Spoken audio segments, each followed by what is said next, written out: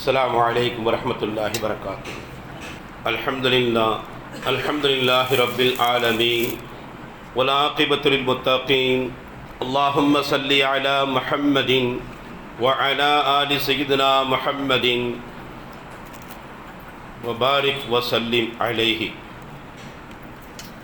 أما بعد، فقد قال الله تعالى في القرآن العظيم والفرقان المجيد: فأعوذ بالله من الشيطان الرجيم.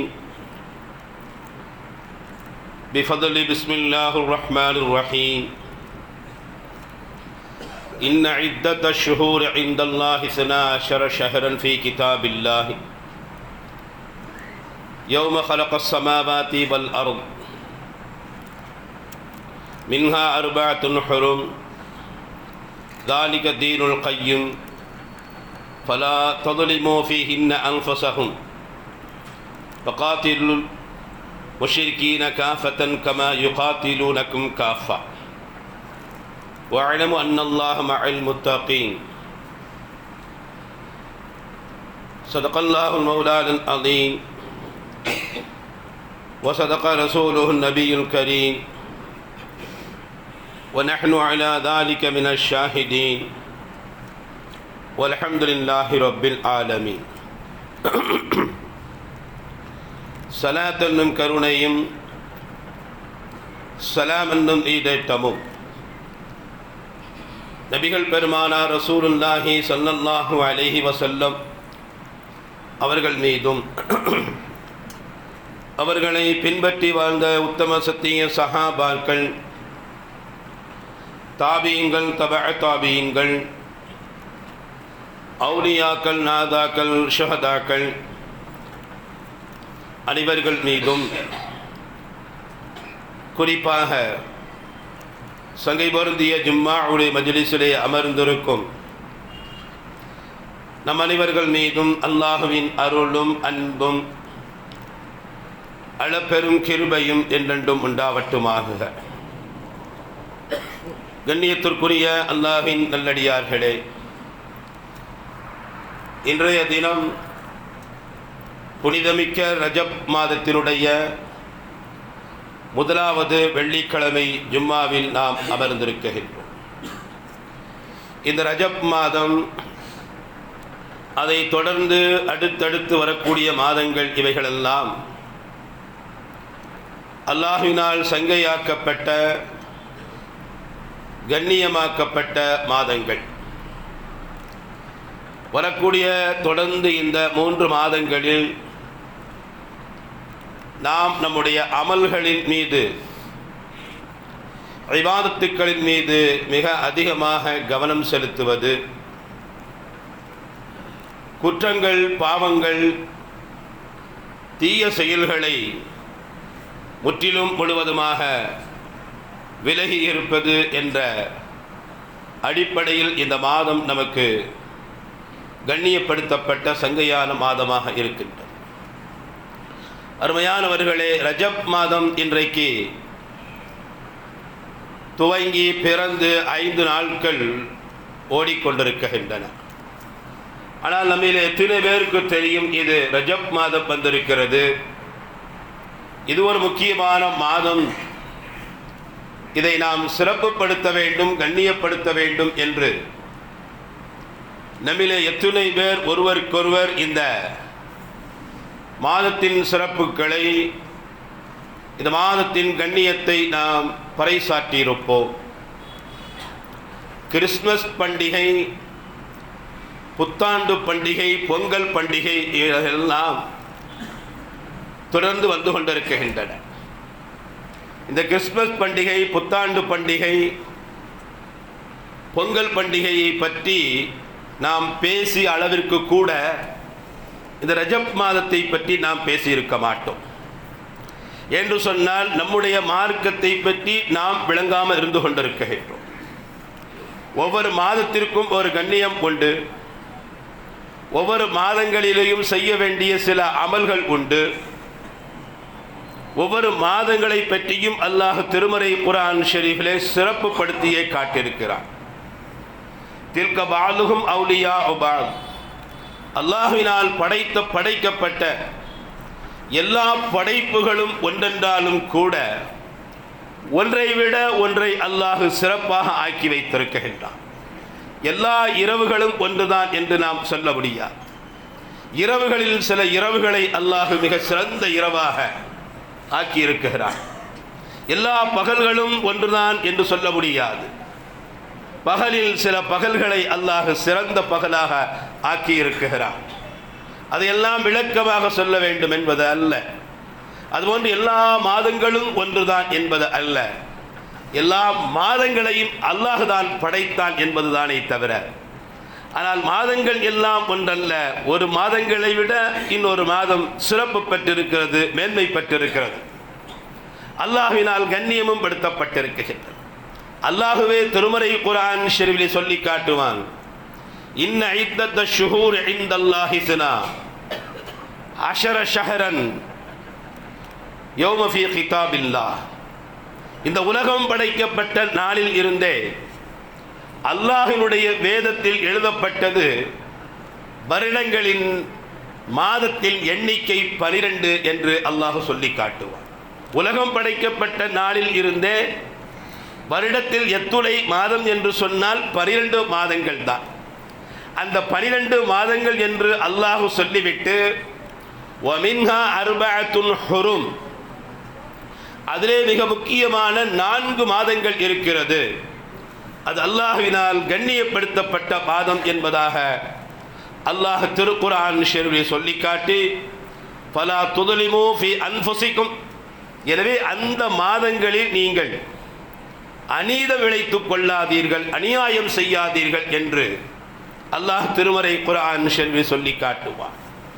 அருமையானவர்களே, அந்த 4 மாதங்கள் எது என்பதை நபிகள் நாயகம் ஸல்லல்லாஹு அலைஹி வஸல்லம் அவர்கள் நமக்கு சொல்லி காட்டுகின்ற பொழுது சொல்லி காட்டுவார்கள், ஸலாஸத்துன் முத்தவாலியன் துல்கஅதா வ துல்ஹஜ், தொடர்ந்து வரக்கூடிய 3 மாதங்கள், ஒன்று துல்கஅதா, துல்ஹஜ், முஹர்ரம் என்று தொடர்ந்து வரக்கூடிய 3 மாதங்கள். அதற்கடுத்து ரஜப் முதர் அல்லதி பைன ஜமாத்து ஷாபான், 2 மாதங்களுக்கு இடையே வரக்கூடிய இந்த ரஜப் என்ற இந்த மாதம் என்பதாக நபிகள் நாயகம் ஸல்லல்லாஹு அலைஹி வஸல்லம் அவர்கள் சொல்லி காட்டுவார்கள். ஆக துல்கஅதா, துல்ஹஜ், முஹர்ரம் ஆகிய இந்த 3 மாதங்கள், அதை தொடர்ந்து ரஜப் மாதம். இந்த ரஜப் மாதம் என்பது அல்லாஹ்வினால் கண்ணியப்படுத்தப்பட்ட மாதம். அல்லாஹ்வினால் கண்ணியப்படுத்தப்பட்ட மாதம் என்று சொன்னால் அதற்கு பல்வேறு விதமான கருத்துக்கள் உண்டு. முதலாவது, அந்த மாதத்திலே அல்லாஹ் கண்ணியம் வாய்ந்த சில நிகழ்வுகள் அல்லாஹ் நிகழ்த்தி இருப்பான்.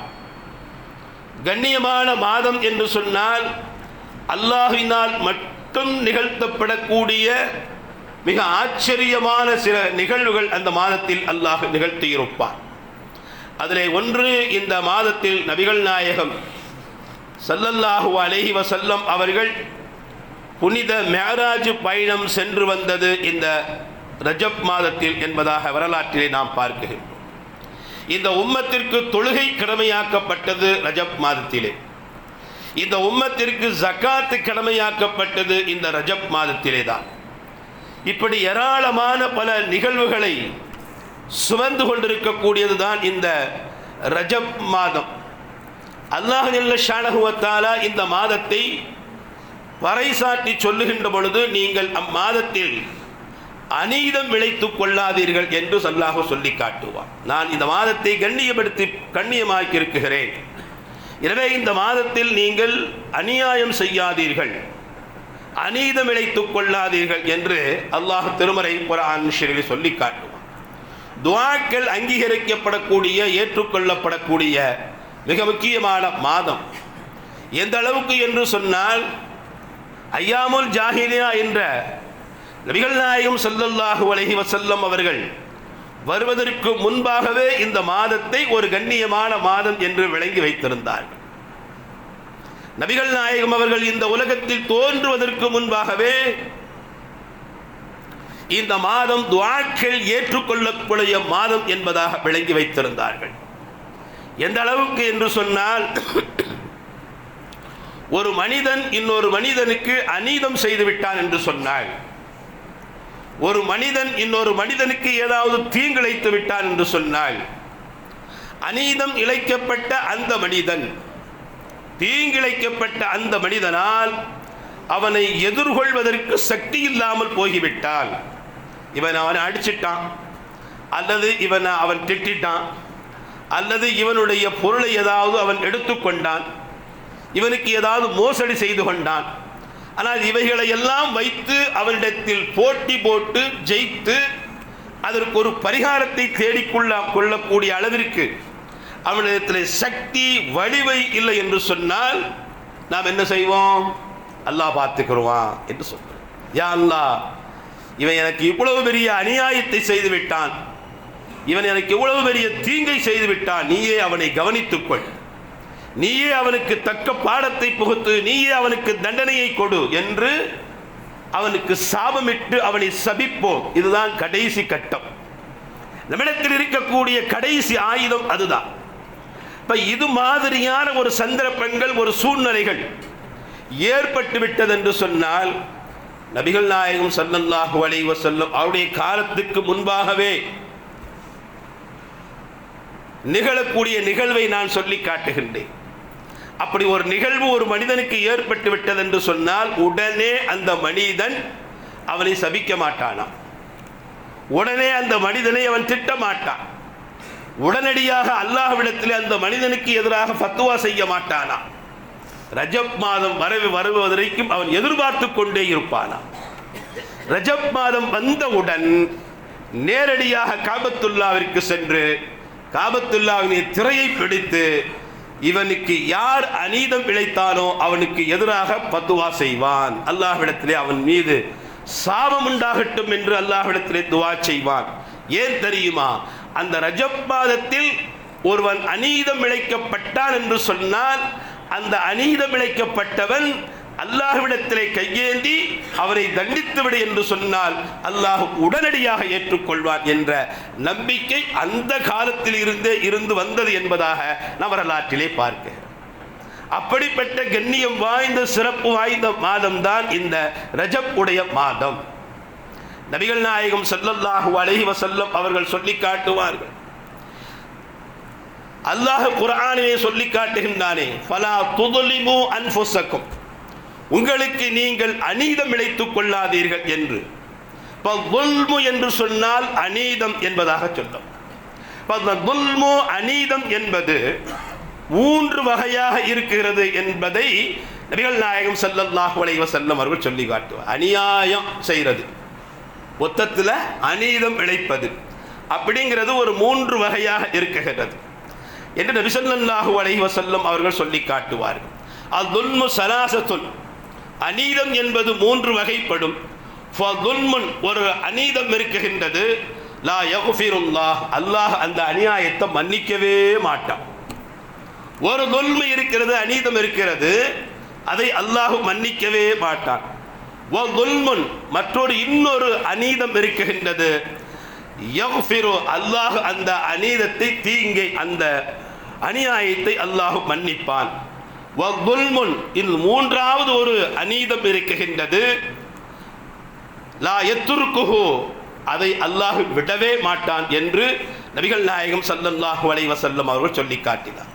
ஃபஅம்மல் துல்முல்லதி லா யக்ஃபிருல்லாஹ், அல்லாஹ் மன்னிக்கவே மாட்டான் என்று சொல்லக்கூடிய அந்த அநீதம் எது தெரியுமா? வஷ்ரிக் பில்லாஹ், அல்லாஹ்விற்கு இணை வைப்பது என்று நபிகள் நாயகம் ஸல்லல்லாஹு அலைஹி வஸல்லம் அவர்கள் சொன்னார்கள்.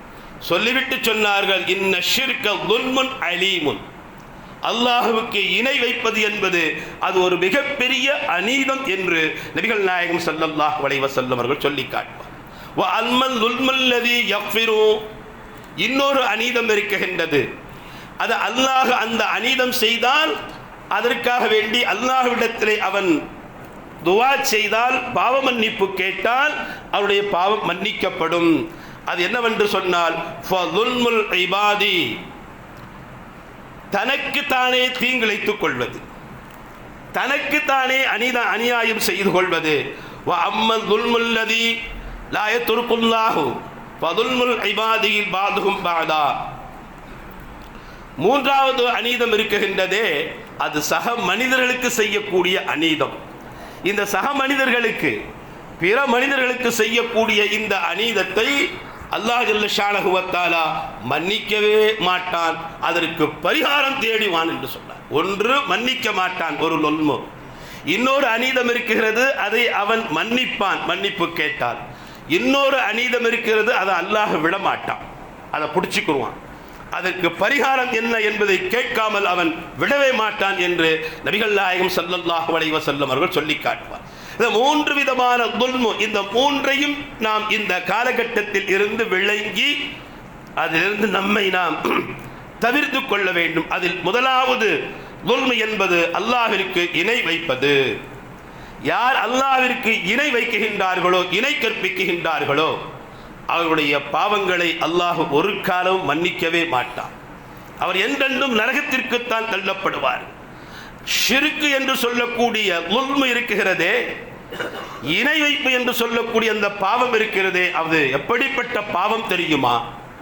நபிமார்களை பார்த்தே அல்லாஹ் கண்டிக்கிறார். நீங்கள் இறை தூதர்கள் தான், அல்லாஹினால் நீங்கள் அருள் பாலிக்கப்பட்டவர்கள், அல்லாஹ்வினால் நீங்கள் பாவம் செய்வதை விட்டும் நீங்கள் பாதுகாக்கப்பட்டவர்கள் நபிமார்கள். ஆனாலும் அல்லாஹ் குர்ஆனிலே சொல்லி காட்டுவான், வலகத் ஊஹிய இலைக வ இலல்லதீன மின் கப்லிக. நபியே, உமக்கு முன்னர் வந்த நபிமார்களுக்கும் நாம் வஹி அனுப்பி வைத்துக் கொண்டே இருந்தோம். அது என்ன தெரியுமா? லஇன் அஷ்ரக்த லயஹ்பிதன்ன அஅமாலுக்கும் வலா தகூனன்ன மினல் காசிரீன். நீங்கள் அல்லாஹ்விற்கு இணை வைக்க கூடாது. அப்படி அல்லாஹ்விற்கு நீங்கள் இணை வைத்தீர்கள் என்று சொன்னால் நீங்கள் உங்களுடைய அமல்களெல்லாம் வீணடிக்கப்பட்டு, எவ்வளவு தொழுகைகள், நோன்புகள், இபாதத்துக்கள், உருக்கமான துஆக்கள் எவ்வளவு இருந்தாலும் சரி, நீங்கள் இணை வைத்து விட்டீர்கள் என்று சொன்னால் எல்லா அமல்களையும் டோட்டலா அழிச்சு விடுவோம், அழித்துவிட்டு நீங்கள் நஷ்டவாளிகள் என்றும் உங்களை நாம் ஆக்கிவிடுவோம் என்று திருக்குர்ஆன் ஷரீஃப் அல்லாஹ் சொல்லி காட்டுகின்றான். இது யாரை பார்த்து சொல்லுகிறான் என்று சொன்னால் நபிமார்களை பார்த்து சொல்லுகின்றான். இப்ப நபிமார்களுக்கே அப்படி என்று சொன்னால் நமக்கு என்ன? நரகத்திலே நரகவாசிகள் எல்லாம் கிடப்பார்கள். யாரெல்லாம் கிடப்பான்னா, நாம நினைக்கிறோம் நரகத்தில் காஃபிர்கள்லாம் கிடப்பாங்க, முஸ்லீம்லாம் எவனும் கிடக்க மாட்டான்னு நினைக்கிறோம். ரெண்டு பேரும் அங்கே தான் கிடப்பான். ஏன்னா முஸ்லீமா இருந்து கொண்டு நிறைய பேர் பாவம் செஞ்சிருக்கார் அல்லவா, அந்த பாவத்திற்கு பரிகாரம் நரகத்துக்கு போகணும் அல்லவா. அப்ப நரகத்துக்கு போய் பார்த்தா அங்க காஃபிரும் கிடப்பான், முஸ்லீமும் கிடப்பான். அப்ப அந்த காஃபிர் இந்த முஸ்லீமை பார்த்து சொல்லுவான், என்னடா உங்க அல்லாஹ், நீதாடா உலகத்தில் சொன்ன அல்லாஹுவை நம்பு, அல்லாஹுவை ஏற்றுக்கொள், தொழு, நோன்பு வை, நரகத்திற்கு போக மாட்டேன் சொர்க்கத்திற்கு போவன்னு சொன்ன, நான் அதை ஏற்றுக்கல, அல்லாஹ்வை நான் ஏற்றுக்கொள்ளவில்லை, அல்லாஹ்வை நான் நம்பவில்லை, தொழவில்லை, நோன்பு வைக்கவில்லை, நான் நரகத்தில் கிடக்கேன். அது ஒரு நியாயம்? நீ முஸ்லீம் தானே, நீ எதுக்கு இந்த நரகத்திற்கு வந்தாய்? உன்னை ஏன் நரகத்தில் அல்லாஹ் போட்டான்? அப்ப உலகத்தில் வாழும் காலத்தில் முஸ்லீம்களுக்கு என்று சொல்லப்பட்ட வாக்குகள் எல்லாம், அல்லாஹ்வினால் சொல்லிக் கொடுக்கப்பட்ட உறுதிமொழிகள் எல்லாம் பொய்யாகி போய்விட்டதா என்று கேலியும் கிண்டலும் செய்து கொண்டிருப்பார்களாம் நரகத்திலே முஸ்லீம்களை பார்த்து காஃபிர்கள். நியாயம் தானே? காஃபிர் நரகத்துக்கு போறான், முஸ்லீம் சொர்க்கத்துக்கு தானே போகணும், இவன் அங்க போனா? போகாத இடத்திற்கு போனால் உலகத்தில் கூட இங்க ஏண்டா வந்த, இங்க உனக்கு என்ன வேலை அப்படின்னு கேட்பான்ல உலகத்துல. எங்க வரக்கூடாதோ அந்த இடத்திற்கு நான் வந்து விட்டோம் என்று சொன்னால் உன்னை யார் இங்கே வர சொன்னது, உனக்கு என்ன இங்கே வேலை என்று கேட்போம் அல்லவா. அதுபோன்று அங்கே நரகத்திலே காஃபிர்கள் முஸ்லீம்களை பார்த்து கேட்பார்கள். அது நடந்துகிட்டே இருக்கும், கேலி பண்ணிக்கிட்டே இருப்பான், கிண்டல் பண்ணிக்கிட்டே இருப்பான். கொஞ்ச நாள் ஆனதற்கு பிறகு இந்த முஸ்லீமு எவ்வளவு பாவம் செய்தானோ அவ்வளவுக்கு நரகத்தில் தண்டனை அனுபவித்ததற்கு பிறகு அவனை அல்லாஹ் நரகத்திலிருந்து வெளியாக்கி சொர்க்கத்துக்கு அனுப்புவான். அப்பந்தான் இந்த காஃபிர் சொல்லுவான், ருபமாய வத்துல்லதீன கஃபரு லவ்கானு முஸ்லிமீன் என்று சொல்லுவான். நாமளும் உலகத்தில் வாழும்போது கலிமா சொல்லி இருக்க கூடாதா, கலிமா சொல்லாமல் போய்விட்டோமே என்று அந்த காஃபிர் சொல்லுவான் என்று அல்லாஹ் குர்ஆனிலே சொல்லுகிறான். ருபமாய வத்துல்லதீன கஃபரு லவ்கானு முஸ்லிமீன். நாங்களும் முஸ்லிம்களாக இருந்திருக்க வேண்டுமே என்று அந்த காஃபிர்கள் மறுமையில் பெரிதும் ஆசைப்படுவார்கள் என்று அல்லாஹ் திருமறையிலே சொல்லி காட்டுகின்றார். அப்ப இதுதான் நரகத்திலே முஸ்லிம்களுக்கும் காஃபிருக்கும் மத்தியிலே உள்ள வித்தியாசம். அப்ப ஒரு முஸ்லீமே இணை வைத்து விட்டார் என்று சொன்னார், அவனோடு சேர்ந்து அவனும் நரகத்தில் நிரந்தரமாகத்தான் கிடப்பான். ஒரு முஸ்லீமாக இருக்கக்கூடியவன் ஏக இறை கொள்கையை ஏற்றுக்கொண்டவன், அவனிடத்தில் இணை வைப்பு செயல் வரக்கூடாது என்பதுதான். அப்படி வந்துவிட்டது என்று சொன்னால் அல்லாஹ் அவனுடைய பாவங்களை தண்டனை மன்னிக்கவே மாட்டான், அவன் நரகத்திலே தான் கிடப்பான். இது முதல் வகை லுல்மு. இன்ன ஷிர்க லுல்முன் அதீம். இணை வைப்பது என்பது மிகப்பெரிய அநீதம், லுல்மு என்று அல்லாஹ் சொல்லுகின்றான். மன்னிக்கப்படாத லுல்மு என்பது அல்லாஹ்விற்கு இணை வைப்பது. இரண்டாவதாக ஒரு லுல்மு இருக்குகின்றது. அந்த லுல்மு அநீதத்தை நாம் செய்துவிட்டோம் என்று சொன்னால் அல்லாஹ் அதை விடவே மாட்டான். அது என்ன அநீதம் என்று சொன்னால், பிற மனிதர்களுக்கு நாம் செய்யக்கூடிய அநியாயம், பிற மனிதர்களுக்கு சக மனிதர்களுக்கு செய்யக்கூடிய தீங்குகள், பிற மனிதர்களுக்கு செய்யக்கூடிய இடையூறுகள், இடைஞ்சல்கள் எதுவாக இருந்தாலும் சரி, இந்த உலகத்திலேயே நாம் அதற்கான பரிகாரத்தை நாம் தேடிக்கொள்ள வேண்டும். அப்படி தேடிக்கொள்ளவில்லை என்று சொன்னால் மறுமையில் அல்லாஹ் அவனை விடமாட்டான், பிடிச்சுக்குருவான். நீ இந்த மனிதனுக்கு இந்த நேரத்தில் இப்படிப்பட்ட தீங்கு செய்தாய், அல்லாஹ் பிடிக்காவிட்டாலும் அவனே வந்து நிற்பான் அல்லாஹ்ட்ட. யா அல்லாஹ், இவன் யார் தெரியுமா? உலகத்தில் வாழும்போது என்கிட்ட ஒரு பென்சிலை எனக்கு தெரியாமல் எடுத்துகிட்டு போயிட்டான். பென்சில்னா சாதாரணமாக உலகத்தில் மன்னிச்சு தூக்கி எறியக்கூடிய விஷயம். பென்சிலை எடுத்துகிட்டு போயிட்டான், அதனால் எனக்கு இப்போ பரிகாரம் வேணும். அப்போ அல்லாஹ் கேட்பான், மன்னிக்கிறியாலாம் கிடையாது. இப்போ அதுக்கு என்ன செய்ய போகிற? இப்போ காசு பணம் நகை நட்டெல்லாம் அங்கே ஒன்றுமே கிடையாது, வெறும் நன்மை மட்டும்தான். இப்போ அந்த பென்சில் எந்த அளவுக்கு இருக்குமோ அந்த அளவுக்கு இவன்ட்டு நன்மை எடுத்து அவன்கிட்ட கொடுத்துருவான். போய் இப்போ இவனுக்கு அவன்கிட்ட நன்மை வாங்கி இவன்கிட்ட கொடுக்கப்பட்டு விடும். இப்படி ஒரு மனிதன் இன்னொரு மனிதனிடத்திலே தெரிந்தோ அல்லது தெரியாமலோ அநீதம் இழைத்து விட்டான் என்று சொன்னால் அதற்காக வேண்டி உலகத்தில் நான் பரிகாரம் தேட வேண்டும், அதுவும் ஒரு அநியாயம். இந்த உண்மை அல்லாஹ் விடமாட்டான், பிடிப்பான் என்று நபிகள் நாயகம் ஸல்லல்லாஹு அலைஹி வஸல்லம் அவர்கள் சொல்லி காட்டுவார்கள். ஒரு ஹதீஸிலே நபி ஸல்லல்லாஹு அலைஹி வஸல்லம் அவர்கள் சொன்னார்கள், மனிக்ததஅ ஹக்குல் இம்ரா முஸ்லிமின் பியமீனிஹி. ஒரு மனிதன் இன்னொரு முஸ்லிமினுடைய ஹக்கை அவன் வலுக்கட்டாயமாக அவனிடத்திலிருந்து அவன் பிடுங்கிக் கொண்டான் என்று சொன்னால் ஃபக்கத் வஜபல்லாஹு லஹு அன்னார், அல்லாஹ் அவனுக்கு நரகத்தை கட்டாயமாக்கி விட்டான். வஹர்ரம அலைஹில் ஜன்னா, சுவர்க்கத்தை அல்லாஹ் அவனுக்கு ஹராமாக்கி விட்டான் என்று நபிகள் நாயகம் ஸல்லல்லாஹு அலைஹி வஸல்லம் சொன்னார். ஒரு மனிதன் இன்னொரு மனிதனிடத்திலே அநீதமான முறையில் பிடுங்கினான் எதையோ ஒன்று, ஆனால் திருப்பி அவன்கிட்ட இருந்து சண்டை போட்டு பிடுங்க முடியாது. ஆரம்பத்தில் சொன்ன மாதிரிலாம் அது மாதிரி போடா பார்த்துக்கலாம், தூக்கிட்டு போயிட்டான். இப்போ அல்லாஹ் சொல்கிறான், இந்த மனிதனுக்கு நரகத்தை கடமையாக்கி சொர்க்கத்தை ஹராமாக்கி விட்டான் என்று நபிகள் நாயகம் ஸல்லல்லாஹு அலைஹி வஸல்லம் அவர்கள் சொன்னார்.